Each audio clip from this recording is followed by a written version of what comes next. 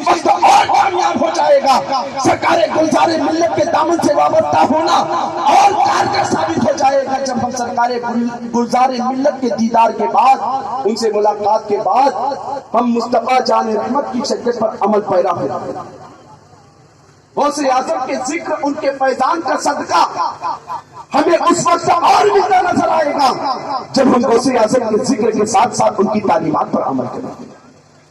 غوث اعظم کا ذکر تو خوب کیا کرتے ہیں, غوث اعظم کی زندگی کے اس چیپٹر کو ہم کب پڑھیں گے, غوث اعظم کی زندگی کی ان تعلیمات کو اپنی زندگی میں کب اتاریں گے کہ غوث اعظم نے عشاء کے وضو سے فجر کی نماز ادا فرمائی, اور ایک دن دو دن نہیں 40 سال تک مسلسل عشاء کے وضو سے فجر کی نماز ادا کی.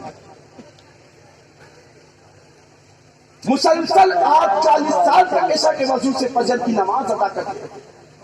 وہی زبیدہ خاتون جنہیں قرآن کی تلاوت کا اتنا شوق, ہر وقت آپ کی زندگی کا لمحہ لمحہ اللہ اس کے رسول کی رضا جوئی میں گزر رہا ہے. وہی زبیدہ خاتون کا مثال ہوا, کسی سہیلی نے آپ کو خواب میں دیکھا, پوچھا ما فعل اللہ بکا, اللہ تبارک و تعالیٰ نے تیرے ساتھ کیا معاملہ کیا؟ تو زبیدہ خاتون کہتی ہے کہ میرے رشتہ دار مجھے قبر کی تنہائی میں چھوڑ کر گئے, ابھی منکر نکیر میرے قبر میں نہیں آنے پائے تھے, میرے رب کی صدا میرے کان میں پہلے آ گئی. اللہ, اے زبیدہ خاتون وہ صدا کیا تھی؟ زبیدہ خاتون کہتی ہے کہ رب نے میرے پوچھا, اے زبیدہ ایک دن تو کھانا کھا رہی تھی, کھانا کھاتے کھاتے لقمے کو اپنے منہ تک لے جا کر تو نے برتن بھی کیوں رکھ دیا تھا؟ زبیدہ کہتی پروردگار عالم, جس وقت میں لقمہ اپنا اٹھا کر منہ میں رکھنے والی تھی, میرے مسجد کی ممبر و محراب سے, میرے مسجد سے ایک مؤذن نے حی علی الصلاۃ کی صدا دی. میں نے تیرے نام کا احترام کرنے کی خاطر اس لقمے کو اٹھا کر کے اس برتن میں دوبارہ رکھ دیا تھا. رب انصاف فرماتا ہے, اے زبیدہ جس وقت تم نے میرے نام کا احترام کیا تھا اس وقت میں نے جنت کو تیری تصویر میں دی. سبحان اللہ.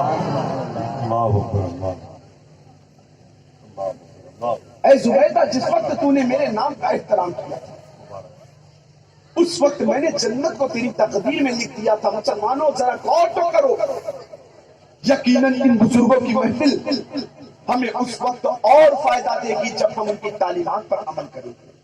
اللہ کا ارشاد گرامی, افلا یتدبرون القرآن ام علی قلوب اقفالها, جو قوم قرآن کا علم نہیں حاصل کرتی اللہ اس کے دلوں پر تالے لگا دیتا ہے. دلوں پر تالے لگ جایا کرتے ہیں جب کسی قوم کے اوپر, تو اسے پھر نمازوں کا لطف نہیں ملا کرتا. جب کسی قوم کے دلوں پر تالے لگ جائیں تو پھر اس قوم کو قرآن کی تلاوت کا مزہ نہیں ملتا.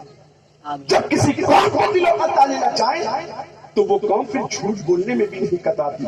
جب کسی قوم کے دلوں پر تالے لگ جائیں تو وہ قوم حرام کمائی کمانے میں بھی نہیں لچکتی. جب کسی قوم کے دلوں پر تالے لگ جائیں تو وہ قوم بدنگاہی کرنے سے بھی اپنے آپ کو نہیں بچاتی. جب کسی قوم کے دلوں پر تالے لگ جائیں تو وہ قوم کسی کے اوپر ظلم کرنے سے بھی نہیں بچا کرتی. جب کسی قوم کے دلوں پر تالے لگ جائیں تو وہ قوم عریانیت کے ماحول میں جانے سے بھی نہیں کتراتی.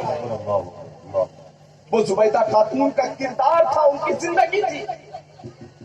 آج کہتی ہے کہ مجھے قبر میں لٹایا گیا, تمام عزیز و اقارب رشتے دار اپنے پرائے قبر کی کالی کوٹری میں لٹا کر چلے گئے. رب کی صدا آئی, زبیدہ یہ بتا تو نے میرے نام کا احترام کیا تو میں نے جنت کو تیری تقدیر میں لکھ دیا تھا.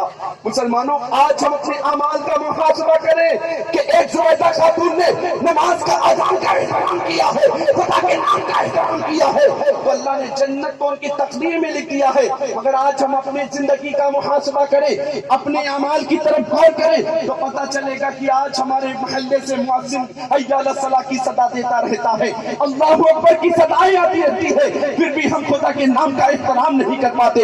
مؤذن کی حی علی الصلاۃ کی صدا بھی آ رہی ہے, ہمارے گھروں کی بیویاں بھی چل رہی ہے. مؤذن کی حی علی الصلاۃ کی صدا بھی آ رہی ہے, کان میں ہیڈ فون لگا کر گانے بھی سنے جا رہے ہیں. مؤذن کی حی علی الصلاۃ کی صدا بھی آ رہی ہے, موبائل میں بیٹھ کر عریانیت کے ماحول بھی دیکھے جا رہے ہیں. موبائل میں بیٹھ کر بدنگاہی کے مناظر بھی موبائل میں بیٹھ کر کے خرافات کے مناظر بھی دیکھے جا رہے ہیں.